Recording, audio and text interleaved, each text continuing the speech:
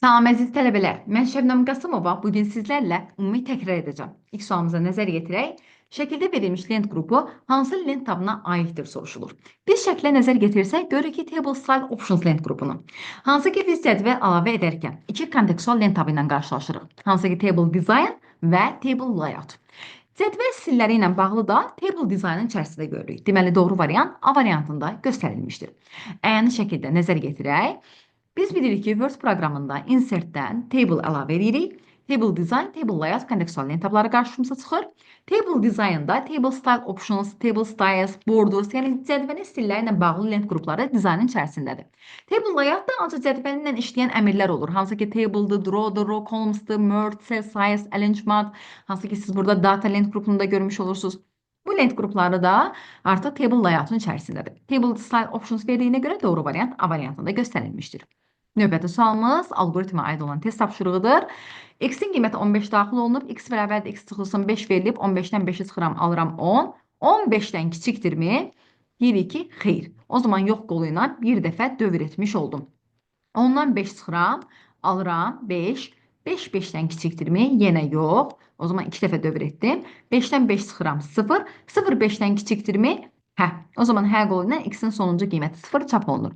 Dövrlərin sayını soruşduğuna görə 2 dəfə dövr etdiyimə görə doğru variant C variantında göstərilmişdir. Növbəti test tapşırığımızda hansı görünüş rejimində lent interfeysinə lazımi əmrləri öz üzərində saxlayan yeni bir başlıq artırılır.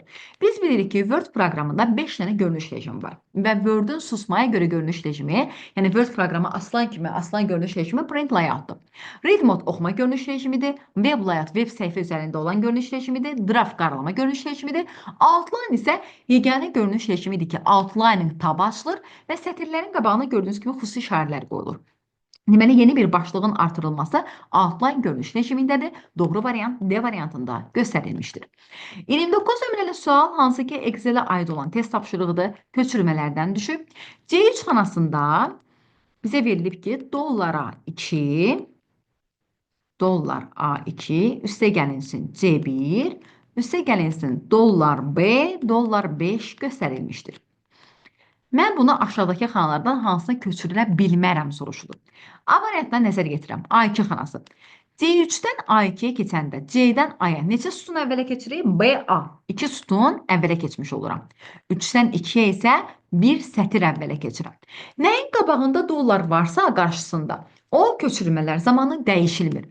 Dollar A2 nə deməkdir? Qarışıq ünvandır. Sütunun qabağında dollar varsa, deməli sütun adı dəyişilməz. Amma sətir 1 byte azalır. Olur dollar A1. Üstə gəlinsin. C sütunu 2 sütun əvvələ keçirdirəm. Olur A. Amma sətri bir sətir əvvələ belə apara bilmərəm. Çünki 0-cı sətir deyiləm, bir sətir yoxdur. Deməli, A2 xanasına köçürə bilmədim. Amma A3-ə köçürə bilərəm də. Çünki sətir sayı dəyişilməsə, sütunları köçürməkdə bir problem yox idi. Əsas odur ki, sətir tərpənməsindir. Yəni, birinci sətir əvvələ keçə bilmirdi.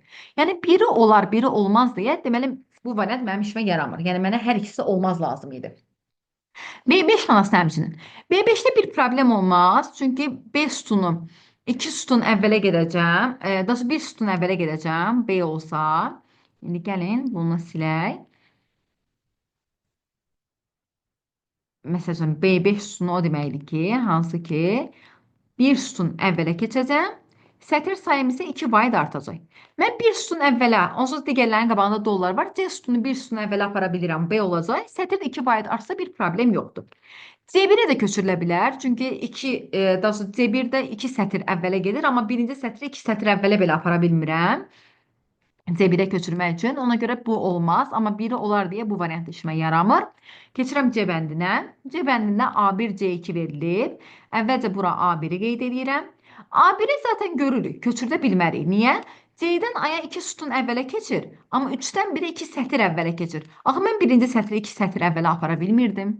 Çünki birinci sətirdən başlayır sətirlərin sayı. C2 aparmaq üçün də C-dən C sütun dəyişilmir, amma sətir 1 sətir əvvələ keçir. Axı, mən 1 sətir əvvələ belə keçə bilmirəm. Heç birinə köçürə bilmirəm deyə doğru variant deməli C variantında göstərilmişdir. Çünki biz Excel-də bilirik ki, sətirlər minimum 1-dən başlayır. 1.048.576-ya qədər sətirimiz var. Yəni 220 dənə sətir mövcuddur Excel-də. 1 A-dan başlayır. Hansı ki biz bilirik ki A-dan başlayıb XFD-yə qədər, yəni 214 dənə də sətir mövcuddur. Yəni ona görə biz birdən başladığına görə birdən əvvələ keçid edə bilmərəm. 1.048.576 dənə sətir mövcuddur. A-dan başlayıb XFD-yə qədər, yəni 16.384 dənə də sütun mövcuddur. Ona görə yəni bu sütunları, sətirləri aşmaq mümkün deyildir. Ona görə yəni hansısa köçürülə bilməz, C variantındakı xanalara köçürmək olmur. Çünki əvvələ apara bilmirəm. 30 nömrəli sualda axtarış sistemləri verilən cərgəni seçin soruşulur. Google Chrome brauzerdur, yəni veb səhifələrə baxış proqramında çıxıram. Badu, Pinterest, LinkedIn bunlar bilirik ki, hansı ki sosial şəbəkədir. Yandex hansı ki axtarışdır, amma Safari brauzerdur. Ask bəli, bunu istifadə edə bilərsiniz. Axtarış sistemi kimi axtarış sistemidir, amma Opera brauzerdur. Alta Vista, Rambler, Yahoo bunların üçü də axtarış sistemi olduğuna görə biz bunları Y variantı olaraq düzgün götürürük təbii ki. Ümumiyyətlə, axtarış sistemləri hansı ki siz ora daxil olub hər hansı bir məlumatları axtara bilərsiniz. Ümumiyyətlə, internetdə axtarış üçün ən məşhurları, məsəl üçün, Google'dur, Alta Vista'dır, Yahoo'dur, Yandex'dir, Bing'dir, Baidu'dur, Ask'dır. Arxı bizim ilk axtarış saytımız olub, yəni bunlardan istifadə olunur. Növbəti sualımız 31 nömrəli sualdır. Aşağıdakılar əmrlərdən hansılar hansı lent qrupuna aiddir? Biz burada line, column, win-loss əmrlərini görürük və biz bu əmrləri Excel-də Sparklines lent qrupunda qarşılaşmışdıq. Hansı ki Excel-in üzərində də göstərək.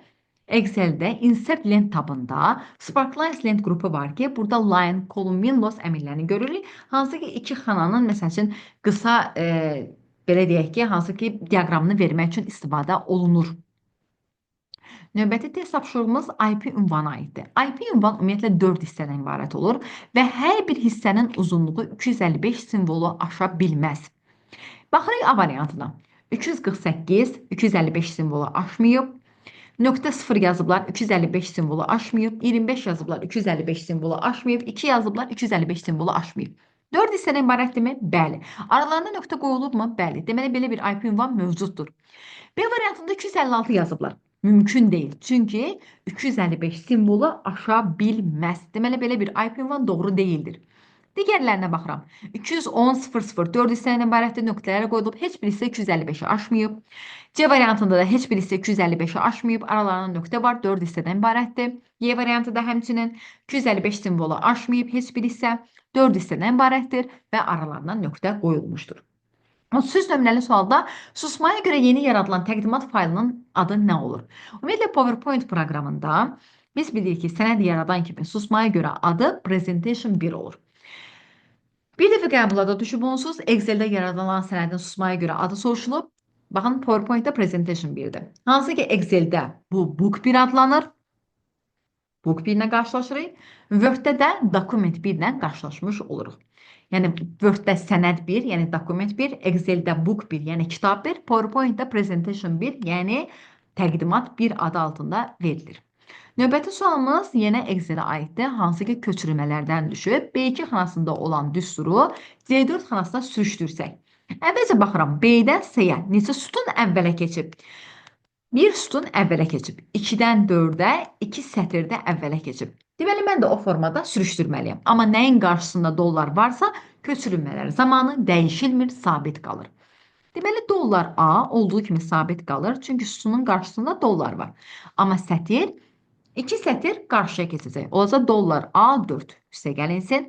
Həm sütunun, həm sətrin qarşısında dollar varsa olduğu kimi sabit qalır. Çünki mütləq ünvandır. Mütləq ünvan köçürülmələr zamanı dəyişilməz. Heç birinin qarşısında dollar işarəsi yoxdursa nisbi ünvandır. Köçürülmələr zamanı dəyişilir. Bizim bir sütun artmışdı. Mən də bir sütun artırıb D yazıram. Sətirlər də 2 sətir artmışdı. 2 sətir artıb D4 yazıram. Plus sabit ədəd köçürülmələr zamanı dəyişilmir, sabit qalır. Deməli, dollar A4, dollar B, dollar 1, D4 üstəgəl 1. Doğru variant B variantında göstərilmişdir. Növbəti test tapşırığımıza daxil olaq. Hansı ki 35 nömrəli test tapşırığımızda deyilir ki, hansı görünüş rejimlərində hide slide əmri yerinə yetirildikdə slide nömrəsinin üzərində çarpaz xətt çəkilmiş olur. Ümumiyyətlə, biz hide slide-ı slide show lent qrupundan edirik, yəni slaydların gizlədilməsidir. Və slaydları gizlədərkən onun üzərindən çarpaz xətti normal görünüş rejimində, bir də slide sorter görünüş rejimində görə bilərik. Reading boy çünki oxuma görünüş rejimində, o görünüş rejimində görə bilməzsiniz. Ondan sonra Notes page sadəcə qeydlər üçün istifadə olunan görünüş rejimində yalnız bir slaydı göstərir. Ona görə orada da təbii ki görmək mümkün deyildir. Slide sorterda burada görsənir. Təbii ki, slideshowda oxuma görünüş rejimidir. Yəni slaydlar nümayiş olunur, nümayiş görünüş rejimində onu görmərik. Ona görə normaldan slide sorterda ancaq görürük. İndi hal-hazırda bunu PowerPoint üzərindən də göstərək. Bizim bir neçə slaydımız var. Slaydların sayını artırmaq üçün, yəni yeni slayd əlavə etmək üçün Ctrl+M klavişindən və yaxud da Enterdən istifadə edəcəm. Və yaxud da Home-dan New Slide, Insert-dən New Slide əmri ilə də istifadə etmək olur. Məsələn, ikinci slaydı gizlədirəm. Hansı ki, slaydın kontekst menusundan da eləmək olur hide slide. Görürsünüz, slaydın üzərindən hansı ki, xətt çəkmiş oldu. İkinci slaydın üzərindən xətt çəkildi. Yəni, bu slayd görsənməyəcək nümayiş zamanı. Üçüncü slayda slideshow'dan edirəm. Hide slide əmri burada da yerləşir. Üçüncü slaydın üzərindən xətt çəkir. Normal görünüş rejimində üzərindən xətt çəkməni görə bilirəm. Bir də slide sorter'da görə bilərsiniz. Yəni, üçüncü slaydlar görsənmir. Amma siz burada outline view-da məsələn bunu görməzsən, Notes page-də görməzsən, Reading view-da görməzsən, slideshow-dakı hansı ki slaydların təqdim olunma rejimidir. Burada da zaten görməzsən. Sadəcə o slayd nümayiş olunmaz. Yəni üzərindən xətt çəkməməyi ancaq biz dediyim kimi slide sorter normal görünüş rejimlərində görürük. Ona görə 3-4 bizim doğru variantımızdır. 36 nömrəli sualda verilənlər bazasında sütun başlıqlara hansı ad verilir? Sütun başlıqlarına atribut deyilir. Sütunlara domen, sahə deyilir. Sətirlərə də kortej, yazı deyilir. Ümumiyyətlə, kortejlərin sayı deyiləndə hansı ki, nisbətin gücü nəzərdə tutulur. Amma domenlərin sayı deyiləndə isə nisbətin qüvvəti nəzərdə tutulur. Asardakı təkrarıya bir qiymətli təyin edən sahədə təkrarlamanın qarşısı alınır. Buna əsas açardır. Xarici açar isə ümumiyyətlə cədvəllər, nisbətlər arasında əlaqə yaradır. Nisbət iki ölçülü cədvəl deməkdir. Yəni iki ölçülü cədvəl sözünə ekvivalentdir. Sütun başlıqları atribut doğru variant A variantında göstərilmişdir. Növbəti test tapşırığımızda sadə mətn redaktorunda hazırlanmış 3072 baytlıq informasiya diskdə neçə kilobayt yer tutur soruşur. Deməli, bizim faylımızın ölçüsü nə qədərdir? 3072 bayt. Klasterlərin sayı 4 kilobayt göstərilir. Ümumiyyətlə, susmaya görə bir klaster 4 kilobayt olduğunu bilirik. Amma klasterlərin sayı təbii ki, dəyişə bilir. Çünki klasterin sayı sektorların təbii ki, sayından asılıdır. Ondan sonra, deməli, biz klasterlərin sayını tapanda faylın həcmini klasterin həcminə bölürük. Faylın həcmi 3072 bayt göstərilir. 3072 bayt. Amma klasterin həcmi 4 kilobayt göstərilir. Baytı kilobayta bölə bilmərəm, bax, ayrı-ayrı ölçü baytlərdir. Ona görə kilobaytı bayta çevirirəm. 1 kilobaytımız 1024 baytdır. 1024 mən 3072 ixtisar gedir, qalır 4-də 3. 4-də 3-dəki 0-dan %75, yəni bir dənə fayldır. Və bir dənə fayl yaddaşda nə qədər yer tutur? Bir klaster 4 kilobayt olduğundan biri 4 kilobayta vururam. Deyirəm yaddaşda 4 kilobayt yer tutmuş olur. Niyə 0-dan 175-i bir dənə klaster götürdüm? Çünki bir klasterə yalnız bir fayl yerləşir. 0-dan neçə belə alsan, yəni bir dənə klaster deməkdir. Və bir klasterin həcmi 4 kilobayt olduğundan deməli yaddaşda 4 kilobayt yer tutmuş olur. Doğru variant D variantında göstərilmişdir. Növbəti test tapşırığımıza nəzər yetirək. 38 nömrəli sualda deyilir ki, həmişə ümumiyyətlə klasterlərin sayını tapanda faylın həcmini klasterin həcminə bölün. Növbəti sualımız protokol nədir? Ən çox qəbula düşən sual tipidir. Protokol şəbəkədə kompüterlərin bir-biri ilə ünsiyyət dilidir. Başqa sözlə desək, müxtəlif abunə sistemləri arasında, müxtəlif qovşaqlarda hansı ki, qaydalar sistemidir. İki tərəfin ikisi də təbii ki, düşə bilər. Növbəti sualımız hansı ki, Excel-ə aid olan test tapşırığıdır. A1 xanasında 5 yazılıb və biz burada görürük kolum seçilir, yəni sütun boyunca hərəkət edəcək. Liner ədədi silsilədə toplaya-toplaya gedir. Step value-da neçə yazılıbsa o qədər toplayır. Stop value o qiymət dayanına qədər. Və görə hansı xanaya bu qiymət düşür? Deməli, A1 xanasında 5 yazılıbsa A2 xanasında 5-in üzərinə 3 gəlib A2-yə 8 yazılır. 8-in üzərinə 3 gəlib 11 yazılır. 11-in üzərinə 3 gəlib bura 14 yazılır. 14-ün üzərinə 3 gəlib bura 17. 17-nin üzərinə 3 gələndə buraya yazılsa 20. 20-nin üzərinə 3 gələndə 22-ni aşır. Ona görə deməli sonuncu rəqəm 20-dir. Hansı ki A6 xanasına yazılmış olur. Deməli doğru variant Y variantında göstərilmişdir. Amma qrosses silsilə o həndəsi silsilədir, vura-vura gedir. Deməli, bunu Excel üzərində də həyata keçirək. Yəni, xanların doldurulması fil əmrinlə həyata keçirdirik. Burada deməli, A1 xanasına 5 qiyməti daxil olunub. Mən burada Home tabında Editing Lent qrupunda fil xanlarını doldurma əmri var. Buradan seriyasına daxil oluram. Burada kolum seçirəm, liner seçirəm. Row seçsəm sətir boyunca gedəcək üfüqi vəziyyətdə. Kolum seçsəm sütun boyunca aşağı. Bura 3 yazıram, tutalım. Burada 22 yazıram. OK eləyirəm. Sonuncu rəqəm 26 xanasına düşmüş olur. Bir dəfə də göstərək seriyasdan. Bu səfər rows seçim. Gəlin gross seçim. Gross həndəs silsilədir. Vura-vura gedir. Məsələn, bura 2 yazsam, burada 100 yazsam tutalım. 5'e 2'ye vuracaq 10, 12'ye vuracaq 20, 22'ye vuracaq 40. Bu formada devam edir. 42 kez 80, 82'ye vuranda 100'ü aşır deyib 80'də dayanmış olur. Gross həndəs silsilədir. Liner isə ədədi silsilədir. Linerdə toplayırsınız, grossda vurursunuz.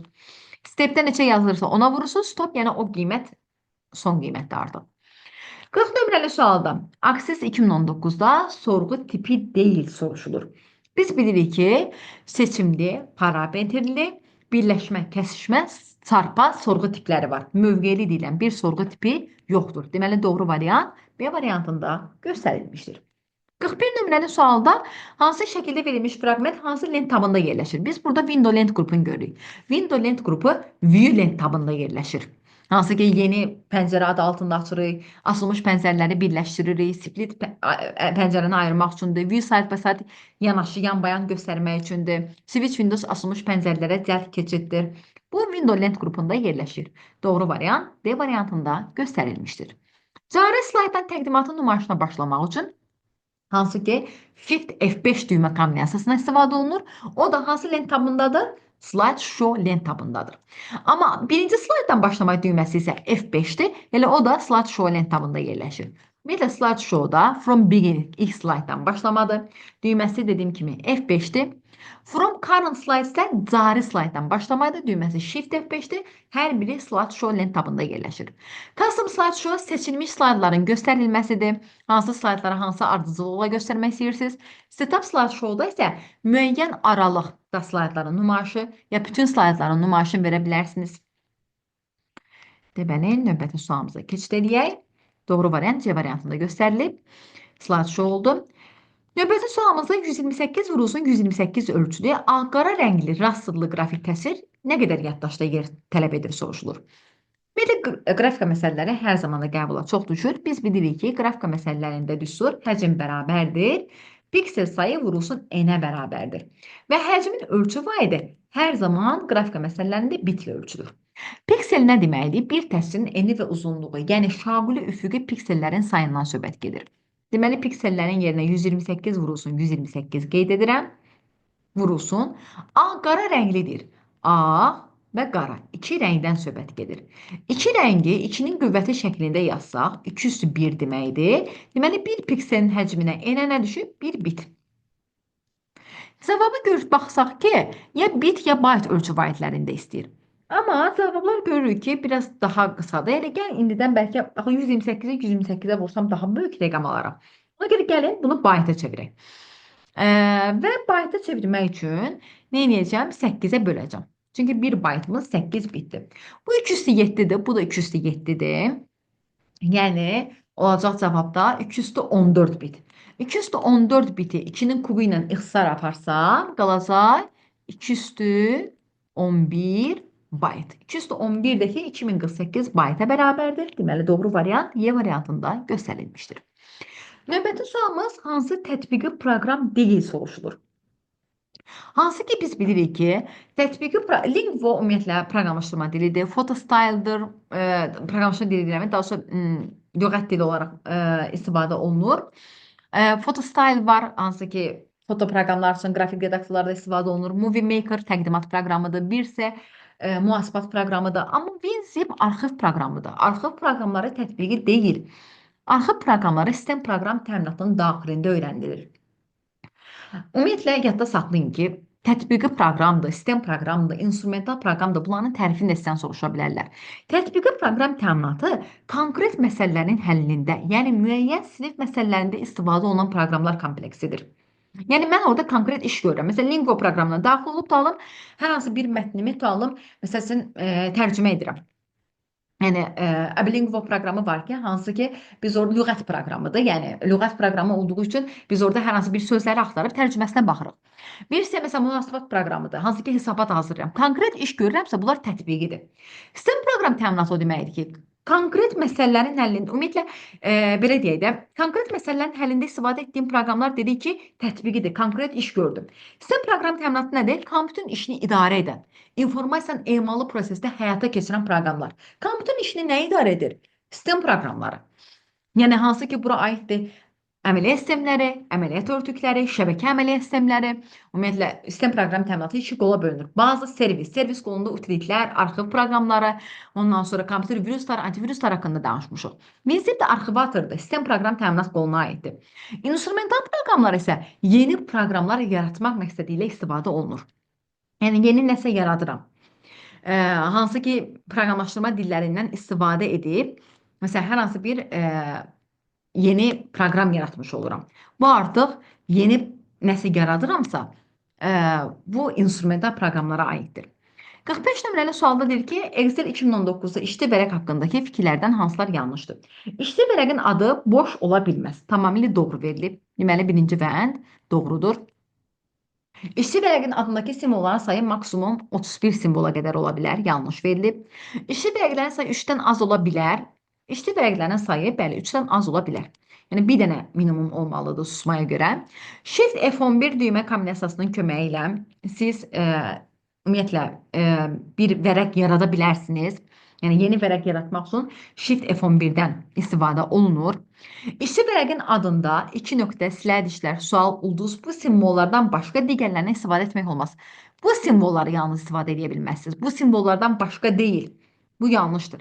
Yanlış olanlar 2-5. Bunu Excel üzərində də sizə göstərəcəm. Exceldə susmaya görə bir dənə işçi vərəq olmalıdır. Plusdan da işçi vərəq yarada bilərsiniz. Ya Shift F11 düymə kombinasiyası ilə də işçi vərəq yaratmaq mümkündür. Ya da siz burada Home-dan, Insert-dən də Insert Sheet eləyib işçi vərəq yarada bilərsiniz. Və vərəqin adını dəyişmək üçün mouse'un sol düyməsini 2 dəfə tıklayıram. Vərəqin adı boş qala bilməz. Vərəqin adında maksimum 31 simvol olmalıdır. Vərəqin adına 2 nöqtə, silə dişlər, sual, ulduz, transfer simvollarını qoya bilmərik. Ona görə 2-5 variantlar səhv verilmişdir. Növbəti sualımız doğru olmayan fikirləri müəyyən edin soruşulur. Vektorlu fayllar raster fayllara nisbətən daha az yer tutur. Bəli, çünki vektorlu fayllar regulyer struktur əsasına yaradılan fayllardır. Hansı ki, xətlərdən təşkil olunub. Amma raster fayllar nöqtələrdən, piksellərdən təşkil olunduğu üçün, yəni yaddaşda daha çox yer tutur. Ona görə 1 doğrudur. Raster təsvirləri çox halda vektorlara ixrac etmək mümkün olmur. Doğrudur. Çünki rasteri vektora çevirmək üçün vektorizatorlardan istifadə olunur. 2 dənə vektorizator proqramı var idi. Adobe Streamline, bir də Ctrl Trace. Burada da hansı ki, həmin proqramların adları çəkilmişdir. İnternetdə əsasən raster təsvirləri tətbiq olunur. Doğrudur. İnternetdə ümumiyyətlə raster təsvirlərə üstünlük verilir. Adobe Streamline, Ctrl Trace proqramları vektoru rastera yox, rasteri vektora çevirmək üçün istifadə olunur. Çünki biz raster təsvirləri vektora ixrac edə bilmirik. Ona görə vektorizatorlardan istifadə olunur. Rasterli qrafikada əsas element nöqtədir, piksellərdən təşkil olunur, amma vektorda isə xətlərdən təşkil olunmuşdur. Yeri yanlış yazdı bunların. 4-5 doğru olmayan, yəni yanlış variantlardır. 47 nömrəli sualımıza nəzər yetirək. Aşağıda verilmiş cədvəl fraqmentinə əsasən C xanasının qiymətini tapın deyir. Görürük ki, count funksiyasıdır. Count ədədləri sayır. A1 2.B2 nə deməkdir? Diapozon. Yəni A1, A2, B1, B2. Söhbət bu diapozondan gedir. Və count ədədləri sayır.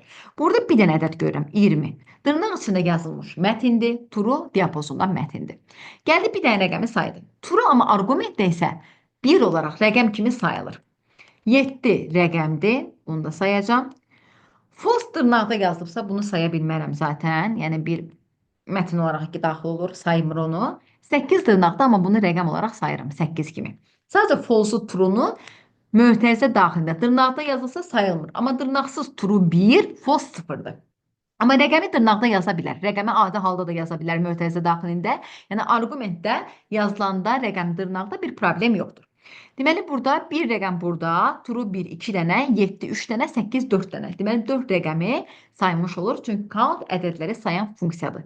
Cavab olacaq 4. Növbəti sualımız 48 nömrəli sualdır. Fərdi kompüterlərdə sistem blokuna aid olmayanları soruşur. Biz bilirik ki, ümumiyyətlə sistem blokunun daxilində qida bloku var, anakart yerləşir. Bir də hansı ki hard disk, sərt maqnit diskimiz var, CD, DVD oxuyucuları var. Bu hansı ki prosesordur və prosesor anakartın daxilindədir. HDD. Bu da sistem blokunun daxilindədir. Srammer amma lent üzərində olan yaddaşdır. Bu anakart sistem blokunun içində ola bilməz. Ya anakartda ola bilməz. Hansı ki lent üzərində olan yaddaşdır. Kasetlərdə lent üzərində olan yaddaş hesab olunur. Yəni sistem blokuna aidiyyatı yoxdur. Anakart sistem blokunun içindədir. Qrafiki planşet digitalizerdir. Üzərində nə çəksəz kompüterə daxil edən qurğudur. Ana plataya, yəni sistem blokuna ümumiyyətlə aidiyyatı yoxdur. Plotterdə printerin böyüdülmüş formasıdır. Yəni çıxış qurğusudur. Hansı ki kompüterdə kağız olanda informasiyanı böyük ölçülü həcmdə çap eləmək üçün istifadə olunan qurğudur. A0, A1, A2, A3 formatında çap edilir. Deməli 3, 5, 6-cı bəndlər sistem blokuna aid olmayan bəndlərdir. Standart lokal şəbəkələri deyiləndə bura aiddir FDDI, Token Ring, 100VC Enalan, Ethernet, Fast Ethernet. Bunlar standart lokal şəbəkələrdir. Amma qlobal şəbəkələri soruşsaydı, o zaman deyərdi ATM, Frame Relay, X25. Ethernet ümumiyyətlə şin topologiyasından istifadə edən standart lokal şəbəkəsidir. Fast Ethernet var, o da ulduz və şindən istifadə edir. Token Ring halqadan istifadə edir. Ringdə ilə halqa deməkdir ümumiyyətlə tərcüməsi. Və standart lokal şəbəkəsidir. FTD ilə elə halqadan istifadə edir. 100 VCN genişlənmə imkanı olan ulduz topologiyasından istifadə edir. Bir də Aknet var, o da ulduz topologiyasından istifadə edir. Bunlar hamısı standart lokal şəbəkələrdir. Ona görə cavaba götürəcəksiniz 1, 2, 4-cü bəndləri. 50-ci sualda nəsillərə bağlı olan test tapşırığı düşüb, hansı ki kompüterin texniki təminatına olan mövzudur. Birinci nəsil kompüterlərimizdə bilirik ki, element bazası olaraq istifadə olunub elektron lampalardan. Birinci nəsil kompüterlərimizin xarici yaddaş qurğusu perfokartlar idi. Birinci nəsil kompüterlər ümumiyyətlə nə işə görürdü? Hesab əməllərini yerinə yetirirdi. Toplama, çıxma, vurma, bölmə. Deməli, birinciyə elektron lampaları qeyd edirəm. 1-ə Y. İkinci nəsil kompüterlər element bazası olur tranzistorlar, gəlin keçici diodlar. 2-yə yazıram A ilə D. İkinci nəsil kompüterləri birdən fərqləndirən nə idi? Mətin tipli informasiyanın emalı baş vermişdi. Birinci nəsil ancaq hesablama əməllərini yerinə yetirirdisə, ikinci nəsil kompüterlər artıq mətin tipli informasiyanı emal edə bildi. Və ikinci nəsil kompüterlərdə giriş-çıxış qrupları təkmilləşdirildi. İkinci nəsil kompüterlərində ilk dəfə alqoritmik dillərdən istifadə olundu. Üçüncü nəsil kompüterlər isə element bazası olub, integral sxemlər. Deməli, 1-ə Y, 2-yə A, D, 3-ə S yazırsınız. Üçüncü dərslə digərlərindən fərqləndirən odur ki, ilk dəfə monitor klaviaturadan istifadə baş verib. Monitor klaviatura varsa, deməli, onların açılması üçün mənə nə lazımdır? Əməliyyat sistemləri ilk dəfə 3-cü nəsildə kompüterlərə yazıldı. Multiproqram rejimi aktiv oldu. Yəni, eyni vaxtda bir neçə proqramın istifadə olunması. Asinxron dəyişdirilə bilən quruluşa malik oldu.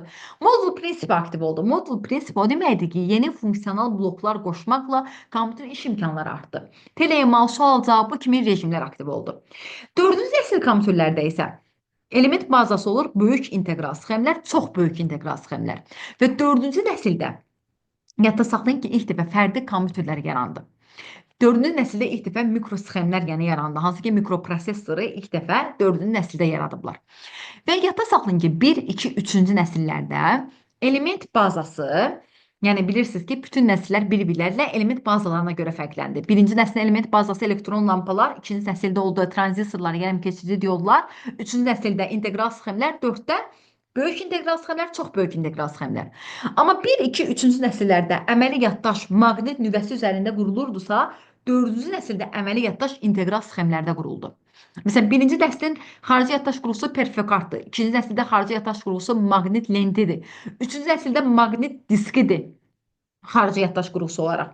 Yəni, bu formada davam edir. Amma dediyim kimi, 1, 2, 3-cü nəsillərdə əməli yaddaş maqnit nüvəsi üzərində qurulmuşdursa, 4-cü nəsildə əməli yaddaş integral sxemlər üzərində quruldu. 5-ci nəsil günümüzün istifadə etdiyi kompüterlərdir. Süni intellekt sistemi burada inkişaf edib, net görmə interfeysi əsasında yaradılıb. 6-cı nəsil kompüterlərimiz isə neurokompüterlərdir. Hansı ki, burada xüsusi neyronların köməyi ilə yaranır. Ümumiyyətlə, robotexnikada istifadə olunan kompüterlər nəzərdə tutulur. Təkrarımız haqqında bu qədər. Ümidvaram ki, hər birinizə yararlı oldu. Bütün fəsilləri təkrarladıq, üzərindən keçmiş olduq ən azından. Hər birinizə uğurlar arzu edirəm.